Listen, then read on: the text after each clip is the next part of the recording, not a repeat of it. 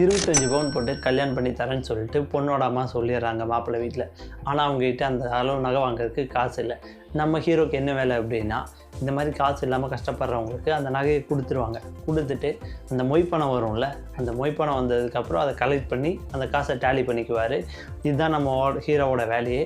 இந்த படத்தோட பேர் தான் பொன்மேன், பொன் தங்கம், அதை தான் பொன்மேன் அப்படின்னு வச்சுருக்காங்க. அப்படி இருக்கும்போது நம்ம ஹீரோ பார்த்திங்கன்னா ஹீரோயினுக்கோட கல்யாணத்துக்கு இதே மாதிரி ஹெல்ப் பண்ணிடுறாரு. ஹீரோயின் வீட்லேயும் சந்தோஷமாக அந்த ஹெல்ப் போகிறதுக்கு சொல்லி வாங்கிக்கிறாங்க.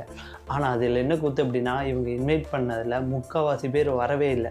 ஏன் அப்படின்னா, ஹீரோயினுக்கு அப்பா இல்லை, அண்ணன் மட்டும்தான். அவன் கட்சியில் இருக்கனால எந்த கல்யாணத்துக்கும் அவ்வளோலாம் போக மாட்டான். அவங்களுக்கு எந்த சம்பாத்தியமும் பெருசாக இல்லை. இவங்க போனால் தானே திருப்பி அவங்களும் வருவாங்க.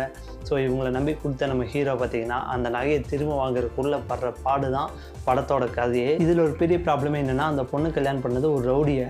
அப்படி இருக்கும்போது நம்ம ஹீரோ எப்படி அந்த நகையை திரும்ப வாங்கினார் அப்படிங்கிறது தான் படத்தோட கதை. படம் ரொம்ப இன்ட்ரெஸ்டிங்காக இருக்கும். இந்த படம் தமிழ் டப்ளே அவைலபிளாக இருக்குது. என்ன ஓடிடியில் இருக்குதுன்னு தெரிஞ்சுக்கிறதுக்கு ஓடிடின்னு கமெண்ட் பண்ணுங்கள், நான் உங்களுக்கு ரிப்ளை பண்ணுறேன். கண்டிப்பாக இந்த படம் பார்த்திங்கன்னா டிஸப்பாயின்மெண்ட் ஆக மாட்டீங்க. ஒரு நல்ல மூவி.